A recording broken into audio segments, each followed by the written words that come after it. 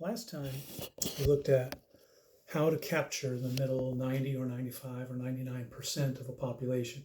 This time we're going to look at something a little bit different. We're going to look at samples from the population of a particular size and how the means of those samples are distributed. We're talking about the central limit theorem here, which we've already talked about a little bit. We're going to incorporate that with our three little numbers as we move towards confidence intervals.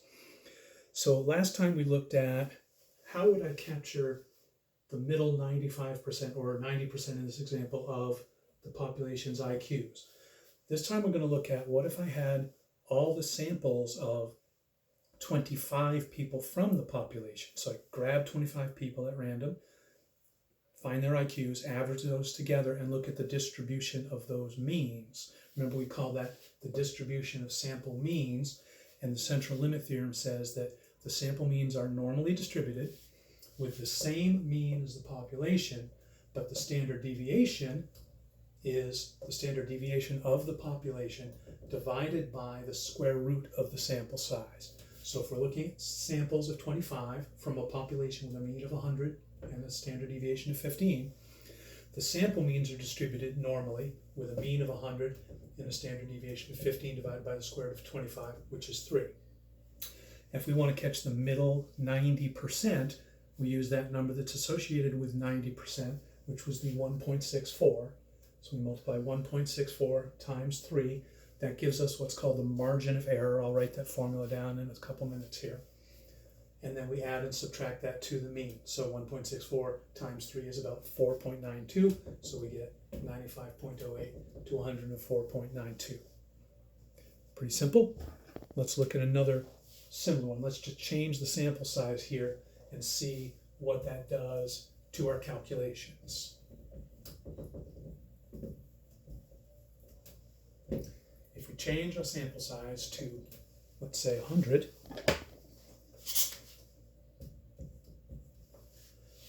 right, our distribution of sample means, that's not going to affect the mean. It's still going to have the same mean as the population, but our standard deviation now is going to be 15 divided by the square root of 100. Square root of 100 is 10. I'm using nice numbers for these, so they make a little more sense, I hope. 15 divided by 10 is 1.5.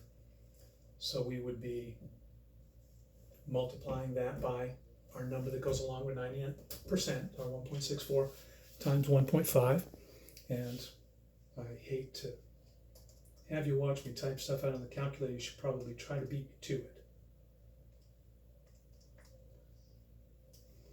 We get 97.54 for our lower number. And then that would be, I think, correct me if I'm wrong, 102.46. If I'm wrong, you let me know that.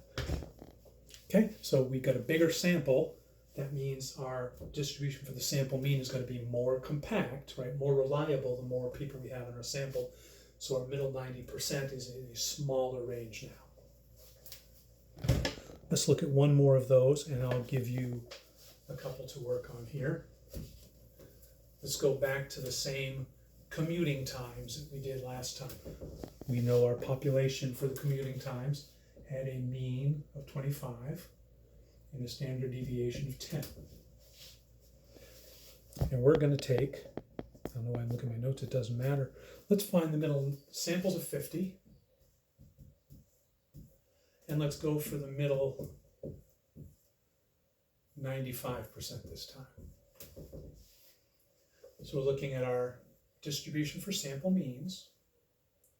We've got a mean of 25, a standard deviation of 10, divided by, it's the standard deviation of the population, divided by the square root of the sample size. So our standard deviation now is 10 divided by the square root of 50, 1.414, of course.